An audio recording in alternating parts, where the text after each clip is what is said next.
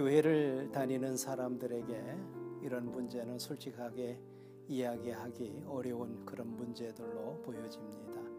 더군다나 신앙생활을 오래 한 사람일수록 이런 문제를 꺼내놓고 이야기하기가 무척이나 어렵겠지요. 그렇지만 이런 신앙에 대한 의구심이나 이런 것들은 누구에게나 있을 수 있는 그런 문제이기도 합니다.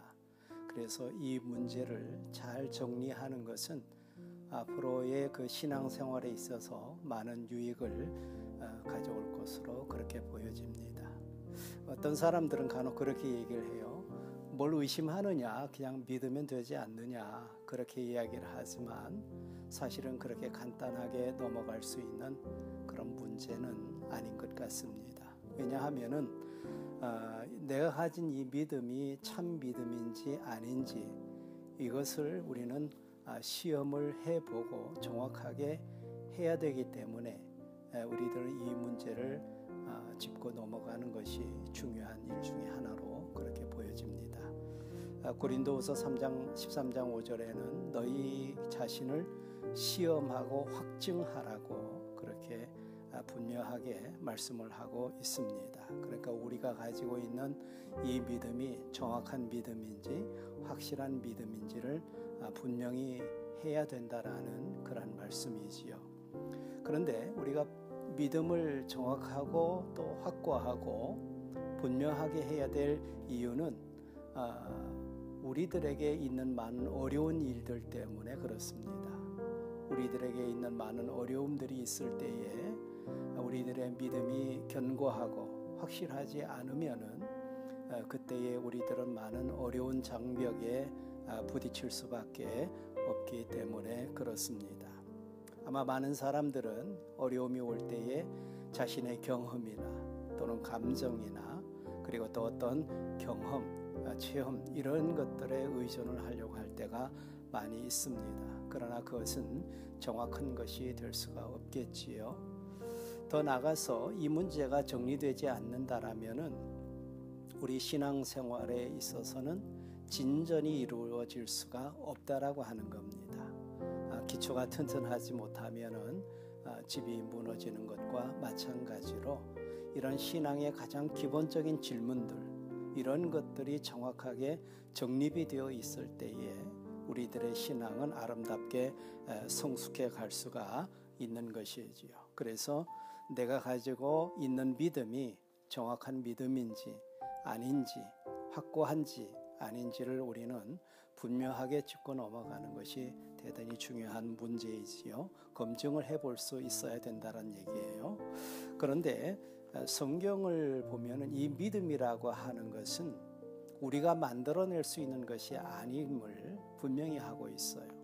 성경을 우리가 처음 시작 부분을 보면은 하나님이 계시다라는 것을 설득시키려고 하지 않고 하나님이 계신다라는 것을 전제로 해서 이 성경을 기록해 나가고 있는 것이지요. 그리고 또 우리 하나님이 계시다라는 것을 자꾸 증명해서 설득하는 그런 과정보다는 하나님이 계시다, 창조하셨다, 만드셨다, 섭리하셨다 이런 것들을 지속적으로 이야기함으로 인하여서 하나님은 지금도 살아계신 분이다 라는 것을 분명하게 하고 있는 것을 볼 수가 있어요. 이 말씀을 바꿔보면은 믿음은 우리가 찾아갈 수 있는 그런 문제가 아니라 이 믿음의 근거는 하나님으로부터 주어진다 하는 것이지요. 그래서 에베소서 2장 8절을 보시면은 너희는 그 은혜에 의하여 믿음으로 말미암아 구원을 받았으니 이것은 너희에게서 난 것이 아니요 하나님의 선물이다 그렇게 말씀하고 있어요. 그러니까 믿음이라고 하는 것은 하나님의 은혜로 주어진 하나님의 선물이라고 하는 그런 말씀이지요. 그러니까 이 과정을 보면은 하나님께서 택하신 그의 자녀들을 성령님을 보내주셔서 그들의 눈을 열어주시고 들을 수 있는 길을 열어주시고 그래서 복음을 듣게 하시고 복음을 믿게 하시고 고백을 하게 만드십니다. 그렇게 함으로 인하여서 우리에게 믿음을 주시고 그리고 또 하나님의 자녀로 삼으시는 것이지요. 그러니까 믿음이라는 것 자체도 결국은 하나님으로부터 온다라고 하는 거예요.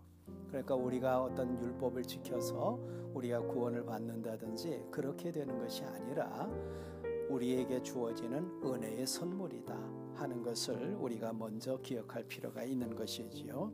그러면은 무엇을 믿어야 되는가? 무엇이 참 믿음인가? 그것은 다른 것이 아니죠. 천지를 만드신 하나님 아버지를 믿는 것이어야 하고, 그리고 또 나의 죄를 대신 지시고 십자가의 죽으심으로 말미암아 내 죄를 사해 주신 그 예수 그리스도, 이것을 믿는 것이 참 믿음입니다. 그러니까 이것이 정확한 믿음이고 이것이 구원에 이르는 그런 믿음이라고 하는 것이죠. 칼빈은 그의 저서에서 기독교 강요 3권 2장에서 믿음에 대해서 정의를 내리기를, 사망에서 생명으로 들어가기 위해서는 하나님을 창조주로 모실 뿐만 아니라 구속주로서도 알아야만 한다고 밝히고 있습니다. 그러니까 이것이 정확한 믿음이고 이것이 구원을 얻을 만한 믿음이다 하는 것이지요. 자, 그러면은 내가 정말 구원받을 수 있는 믿음인지 하는 것은, 이것은 어떻게 구별할 수 있을까? 내가 믿는가 하는 것을 어떻게 구별할 수 있을까? 그것은 자기 자신에게 답이 있다라고 하는 것이죠. 제3자가 봐서는 알 수 있는 것이 아니라 자기 자신에게 답이 있다라는 겁니다. 그러니까 이전에 말씀을 드린 정확한 믿음, 성경적인 믿음, 참 복음, 거기에 근거해서 내가 하나님을 믿고 예수 그리스도를 믿는다라면은 그것은 참 구원을 받은 하나님의 자녀라는 확신을 가져도 될 수 있다라고 하는 것이지요. 그래서 로마서 8장 16절에서는 성령께서 친히 우리의 영으로 더불어 우리가 하나님의 자녀인 것을 증거한다, 그렇게 말씀을 하고 있습니다. 그런데도 난 아직도 확신이 부족하다, 나는 아직도 의심이 있다, 그렇게 생각을 하는 분이 있다라면은, 이럴 때에는 그러면은 우리는 어떻게 해야 될까? 내가 교회 생활을 하고 있음에도 불구하고 이런 의구심이 있다라고 할 때에는 어떻게 해야 될까 하는 것이지요. 거기에 대해서는 먼저 왜 이러한 의심이 생기게 되는지, 왜 이런 일이 발생하는지 그 원인을 먼저 찾아야 됩니다. 바로 이러한 의심의 문제는 우리가 신앙생활을 시작을 하면서 마땅히 해야 될 일들을 우리가 등한시하고 또 그러한 일들을 행하지 않기 때문에 어느 순간인가 우리들은 의심이 찾아오고 또 의심을 하게 되고 방황을 하게 된다라고 하는 것이지요. 대상영속성이라는 그런 문구가 있습니다. 이것은 무엇을 얘기하느냐 하면은, 물체가 있는데 그 물체가 가려져서 보이지 않더라도 그것이 사라지지 않고 지속적으로 존재한다라는 것을 아는 능력을 대상영속성이라고 그럽니다. 예를 들면은 4개월, 5개월 된 아이가 딸랑이를 가지고 놀다가 엄마가 그 딸랑이를 숨겼을 때에 대상영속성이 정립이 되지 않았기 때문에 이 딸랑이를 치웠을 때에 그것이 사라지는 것으로 그렇게 여깁니다. 그렇게 함으로 인하여서 그냥 숨겼을 때에 그냥 눈을 딴 데로 돌려버리고 더 이상 그것을 찾지 않습니다. 그것이 사라졌다라고 하는 것이지요. 그런데 다시 보여주면은 미소를 지으면서 웃음을 지으면서 그 딸랑이를 손으로 잡으려고 합니다. 그러다가 생후 8개월 정도가 되면은 대상영속성을 갖추었기 때문에 눈앞에 딸랑이가 사라진다 하더라도 이 딸랑이가 있다라고 생각을 하는 겁니다. 그러므로 인하여서 자기 주변에도 찾아보고 그리고 또 엄마의 손도 펴보고 그러면서 있는 것으로 생각하고 그것을 찾게 되는 것이지요.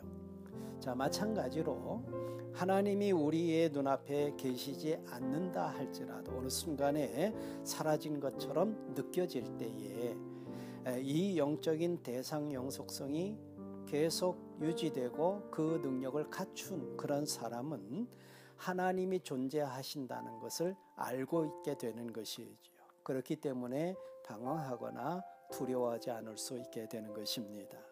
자, 그러면은 이 대상형 속성을 어떻게 발달시켜 나가야 할 것인가? 여기에는 특별한 방법은 없습니다.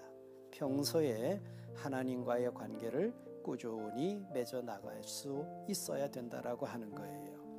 신자가 하나님 앞에서 의심을 갖게 되는 이유는 매일매일의 삶 속에서 하나님과의 교제가 이루어지지 않았기 때문에 어느 순간인가 의심을 하게 되고 안 계신 것처럼 여겨지기 때문에 그렇습니다. 그러니까 우리가 신앙생활을 하면서 계속해서 우리가 거듭거듭 우리가 힘들게라도 해야 될 일들은 말씀과 그리고 또한 기도와 성경 공부와 예배와 이런 것들을 통해서 지속적으로 은혜의 수단으로 준 그러한 것들을 가지고 하나님과 지속적으로 관계를 맺고 유지될 수 있어야 된다라고 하는 거예요.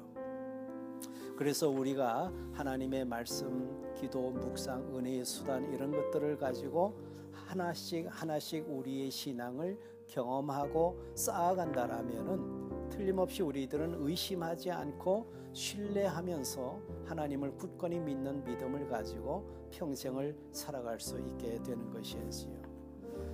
빌립보서 2장 12절 13절에서는 두렵고 떨림으로 너희 구원을 이루라고 그렇게 말씀을 하고 있습니다.